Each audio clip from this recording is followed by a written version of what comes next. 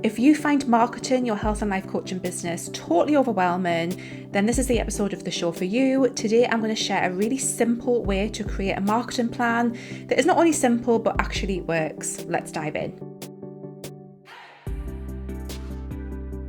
Hi there, welcome to the Wholehearted Business Show. I'm Laura.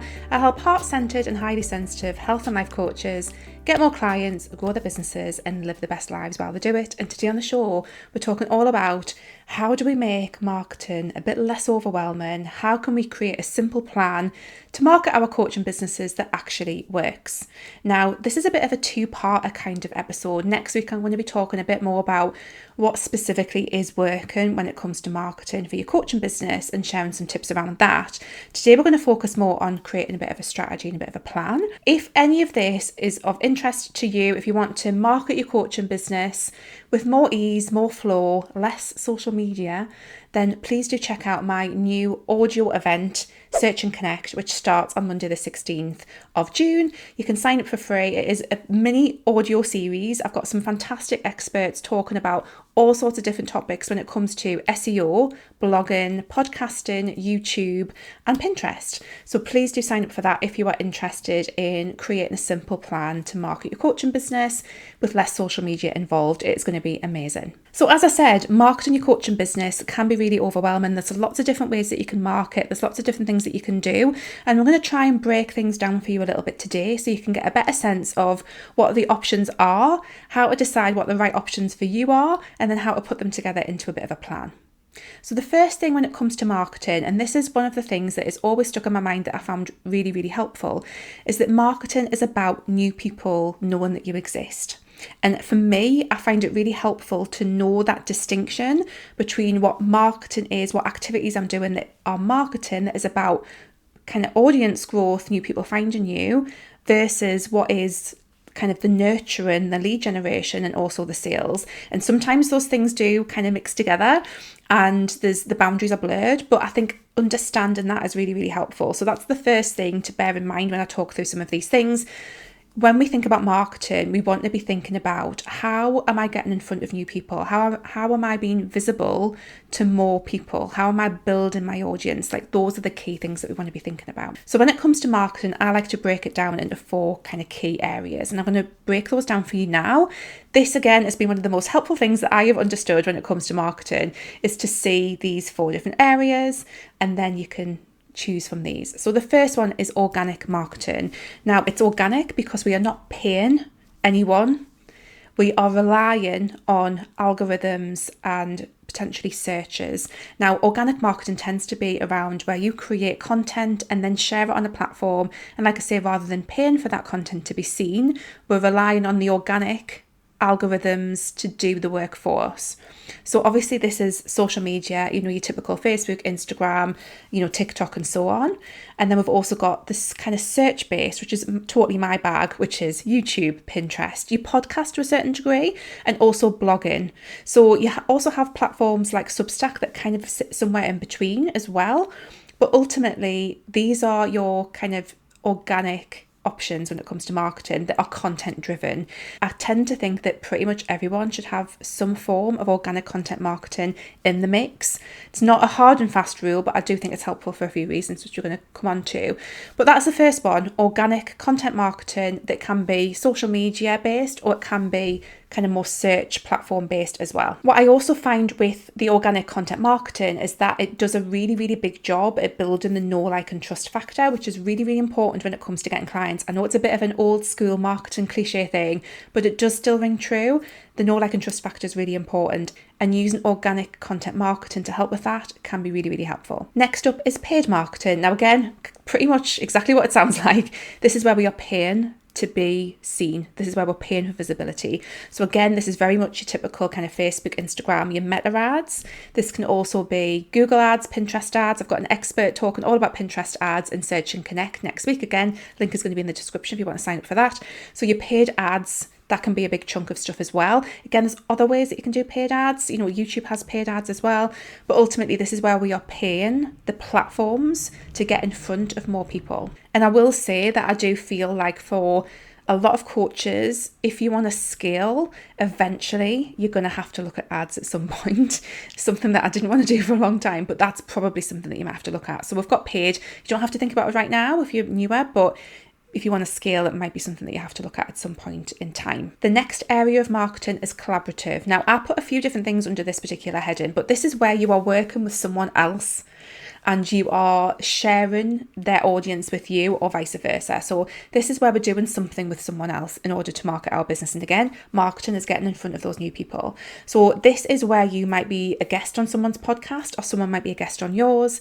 This is where you might do a guest blog post. This is where you might write an article for an online publication. This is where you might run a event like what I'm doing, like an online summit, but like what I'm doing. You might participate in an online summit. You might participate in a bundle. That's another big thing, is bundles. I'm sure if you're on my email list, you will have seen me talking about bundles before and being part of bundles. You might want to run your own bundle. I also kind of put under this heading is press and PR. Maybe you don't think it's relevant to you, but honestly, when I was a health coach, press and PR was really, really amazing. I've got a stack of magazines that I've been in as a health coach. And this is, again, I put this under the collaborative heading because you are ultimately getting in front of that publication's audience when you are featured by them. So it can be a really, really helpful thing to think about. And obviously there are a lot of online digital publications now as well as in print, but they've got a really, really big potential, and I put them under collaborative because, again, we're getting in front of those publications' audiences. And then finally, we have in real life marketing. Now, this is where you might be doing networking. This is where you might be running an event. This is anything that you're doing that is actually not online, that's in person. Now, again, like, it could be speaking. It could be speaking at an event. That can be a really, really profound way of marketing. I was just about to say that it might be like smaller numbers when you're doing in-person marketing, but actually if you're speaking at a massive event, that can be a significant amount of people that you can be connecting with. So in real life marketing is another element of marketing that you might want to be aware of as well. So now that you understand the different areas of marketing, it's time to choose what you're going to focus on. Now, I tend to say choosing on 1 to 2 of those areas, especially if you are a newer coach, makes a lot of sense. And like I say, I tend to think that for a lot of people, it doesn't have to be every single person, but for a lot of people, some kind of content marketing will make sense. So that's your organic content marketing, again, whether that's social media or search-based, then I do tend to think that some kind of content makes sense because it has that know, like, and trust factor. And again, in kind of like the next episode of the show, I'm going to explain a bit more about what I'm seeing in terms of a trend around this. So I do think it can be quite important to consider that as well. But choose 1 to 2 elements of that, and choose, again, within there, like what platforms specifically you want to look at. If it's paid ads, like what platform do you want to be doing paid ads on? Again, if it's your organic content, which platform do you want to focus on there? If it's the collaborations, is there a particular form of collaborations that you want to focus on? If it's in real life, again, like choose what it is that you want to focus on. So let's just say, for example, you want to focus on creating content for Instagram, and you also want to participate in some collaborations, and specifically you want to do bundles. That's brilliant. You know exactly what you're going to do. You can choose those 2 things. And then the idea is that you create actions around those things that will enable you to show up in the way that you need to. So the first thing that we're going to look at for the next section is the planning of your content. Now, episode that I've just done with Danielle Gangan, she's fantastic. We talk all about content planning in that episode, and I will link to that as well if you've missed it. But I wanted to share a little bit of a different kind of take on planning that content out, planning any kind of content that you're creating in your business when it comes to marketing, so that you've got another kind of perspective. So the place that I would start is really thinking about and getting clear on your niche, the key messages that you have, the problems that you're solving for people, and the aspirations that you're helping them achieve. Get clear on that at the top to begin with. Then the next thing you want to look at when it comes to creating content ideas is, like, do you want to, or do you need to have kind of content themes? Sometimes people call these content pillars or content buckets. They're basically kind of how you categorize the different kinds of content that you create. So again, depending on your niche, depending on, again, what your people will engage with. And again, like, this is the whole strategy part of it. Think about whether or not you want those key things as well. And then the next stage of this that I like to think about is thinking about your content under 3 headings, and that is attraction, connection, and sales. And the reason why I have that in place in the way that I teach this is that attraction content, if you are specifically creating attraction content, and again, the episode that I did with Danielle last week, that one, we're kind of focusing on SEO. So that is very much attraction content. Attraction content is the content that you are specifically creating in order for new people to find you. So this is where we kind of muddy the waters a little bit with the marketing being for new people, but that attraction content. So whatever content you're creating, again, you might have your themes, but you want to be thinking about like, are new people going to find me through this? Am I doing the strategic bit that is going to make this work? Are people searching for this? Will people find this on Instagram? Is it meeting Instagram's needs to be found in the algorithm type thing? That's the attraction content. Your connection content is content that is a bit more about people getting to know you, a bit more about that know, like, and trust side of things.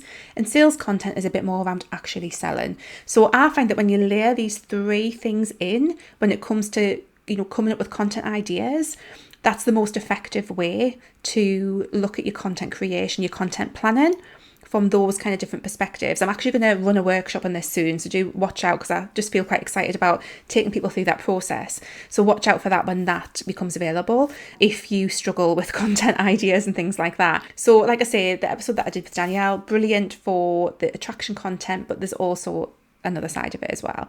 So working through that and then getting all of your ideas out, and then the next stage in creating your marketing plan, this simple marketing plan, particularly if you have chosen a content, an organic content form of marketing, is to then decide how often you want to share that content, where it's been shared, and kind of put that together in a content calendar. Like, that's the best way to do it. How far in front you want to do that? Like, some people plan out an entire year's worth of content.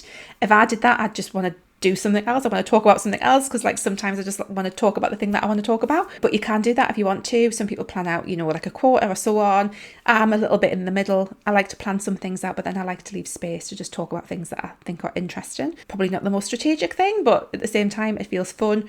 So that's that side of it. But then again, if you had something like, let's say that one of the things that you've chosen to focus on for your marketing is networking, like, what actions do you need to take? When do you need to take them? Where do they need to be taken? In what order? Like, kind of figuring out those actions and then putting them into a plan, again, is going to be really key. So if it's networking, is it like, one action is that you're going to research new networking opportunities once a week. The next action might be to sign up for them. Like, think about what those actual actions are, to break them down so that you can put those into your plan. There's also an element of this that comes into like how you're actually managing your time and your tasks on a regular, ongoing basis in your coaching business. I've talked about what a massive fan I am of Notion. That's something that I find really, really helpful for managing all of my stuff, and I have a whole process. We'll drop a link to my planning templates in Notion for anyone who wants to have a look at them as well. So I use that. And then that's basically your simple marketing plan. You've looked at the different forms of marketing. You're choosing, I should have said a bit earlier on, but you're choosing the forms of marketing that feel aligned for you, because when you don't, you're probably just going to fucking hate it. Let's face it. You're going to just not enjoy yourself. And when you're not enjoying yourself in your business, I honestly think that energy comes through and people can pick up on it, and we don't want that. So choose forms of marketing that feel aligned. Choose 1 to 2 to begin with. Like I say, if there's any particular reason that you don't want to choose any kind of content marketing, that's fine. But I think for most coaching businesses, it does make sense to do one of those options, whether it's social media or search based, and then put it together into a plan. Go through your content planning if you're doing content. If it's not content, if it's more of the paid ads, if it's more of the collaborations or the in real life stuff, like, break down what actions you need to take to actually show up for that area of marketing. Now, if you're stuck with any of this stuff, then that is a good indicator that you might benefit with working with someone or being in a program. And obviously I offer that. Again, look at all of my links and things like that. But ultimately, that is your kind of simple marketing plan. Where things get more overwhelming is the more kind of different things that you're trying to add into that. You're much better off trying to focus on 1 to 2 key things and do them well to begin with. And like I say, I would almost be tempted to say 2, so that you're not putting all of your eggs in one basket. And again, we do know that organic content marketing on social media is hit and miss these days at times, but that is your simple marketing plan. So I'm going to recap that for you. So we have the 4 different areas of marketing. We have organic, which tends to be around creating content. So it's organic content marketing, and it tends to be either social media. So we're relying on an algorithm for people to find us, or search-based, which again just have an algorithm but is more search-based. People are searching for stuff. So those are your two options there. Then you've got paid marketing, you've got collaborations, and you've got in real life.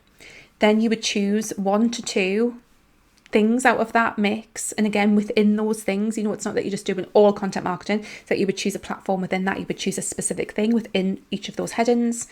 What feels aligned and good for you, what feels fun, what feels like you know that you're happy to do that, all of that kind of jazz. You would choose that. And then again, if you are choosing content, you would go through a process of content planning.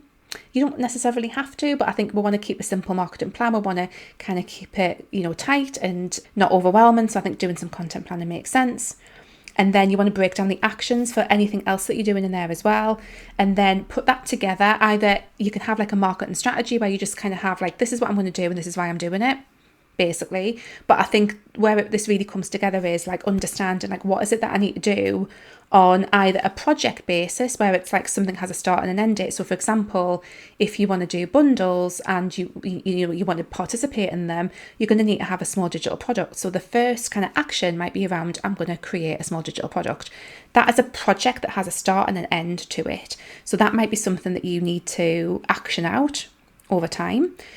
But participating in bundles, an ongoing task might be that you need to research bundle opportunities and apply for them. So that could be something that you do every week, is that you research bundle opportunities and then apply for them. And that's a weekly task, just as creating content and sharing it might be as well, potentially. Or, it doesn't have to be weekly, it could be bi-weekly, it could be monthly, depending on how much time you've got. And there we have a simple marketing plan that will work. We're using all of the things that I've talked about today, make sense. Again, you want to make sure that everything's aligned. You do want to make sure that it makes sense for your kind of audience, the people that you want to attract as well. But when you put it together in that way, you're going to have a simple marketing plan for you to take action on. So when it comes to next steps, a few things for you to think about. First of all, come and join Search and Connect, which is happening on Monday the 16th of June. It is a micro audio series. You'll basically sign up for the private podcast feed and get access to a few interviews with some fantastic experts all around searchable platforms. The reason that I like to focus on search-based platforms is that they are just so highly effective when it comes to marketing and growing your coaching business, in my opinion. For a lot of people, more so than social media. They have the return on the investment of the time that you're putting in, like you're creating evergreen content, and that's really, really powerful. It has a lot of other benefits in terms of people getting to know, like, and trust you, that I'm going to talk a bit more about next week. So it's a really, really great place to get started with. I have my own system, as I've talked about before, the kind of system that I create this show around, and I'll be talking more about that over the next few weeks as well for anyone who likes the way that I do this. And again, the kind of key little switch in my brain around this was, I don't see this as creating, a video for YouTube, a podcast, a blog post, and Pinterest content. It's kind of one thing, and that's been the key thing that has reduced overwhelm for me, is seeing this process as one thing. So if that sounds interesting to you, please do stay engaged with the show, because we'll be talking a lot more about that over the next few weeks, and certainly inside Search and Connect as well. And like I said, next week we're going to be talking a bit more about what is actually working in the coaching industry when it comes to marketing, when it comes to sales, when it comes to all sorts of different things. And yeah, I'm really excited to talk about this. It's something that's kind of been simmering underneath, and just some of the trends that I'm seeing, what I'm seeing working really well in my business. And I'm going to share some of those tips with you guys next week as well. So I really hope that you found this helpful, and I will catch you next week, guys. Take care. Bye.